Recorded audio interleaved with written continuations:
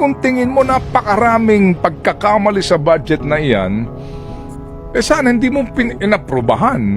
Nag-veto item ka, kakapranggot. So ngayon mga kapatid, yung iyong budget ngayon na sinasabi mo suboptimal, sino ba nag-approve din at the end of the day? Siya pa din, di ba? So sabihin naman niya, hindi yan ang kasi ang ginawa ng Kongreso. Bakit? Mamamatay ba ang bayan? Hihinto ba ang buhay natin kung ibabalik mo sa Kongreso yan at ayusin nila? Hindi kasi magkakaroon tayo ng reenacted budget ng isang buwan. BICAM, then nag-small committee. Yung small committee na yon, sino yon? Sino yon?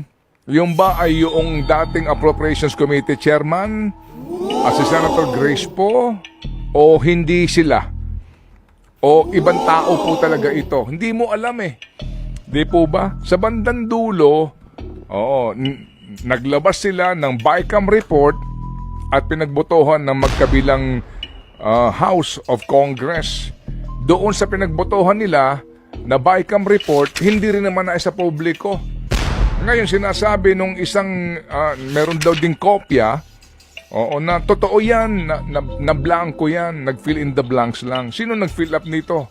Yan ho ang problema ng hindi po transparent na pagbubuo natin ng pambansang budget. At yan dapat ng reforma na mangyari.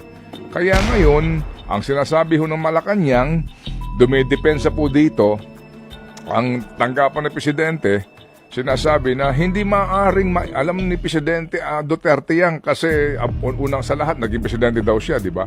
Hindi siya maaring mag-aproba ng budget na may blanco.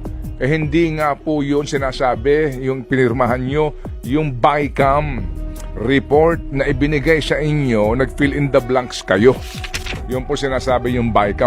Kung tingin mo napakaraming pagkakamali sa budget na iyan, sana hindi mo inaprubahan. Nag-veto item ka, kakapranggot. So ngayon mga kapatid, yung iyong budget ngayon na sinasabi mo suboptimal, sino ba nag-approve din at the end of the day? Siya pa din, di ba? So sabihin naman niya, hindi yan ang kasi ang ginawa ng Kongreso. Bakit? Mamamatay ba ang bayan?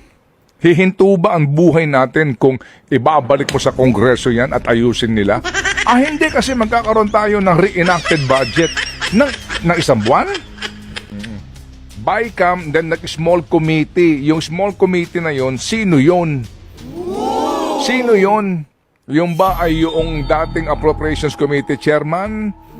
Si Senator Grace po? O hindi sila? O ibang tao po talaga ito? Hindi mo alam eh. Di po ba?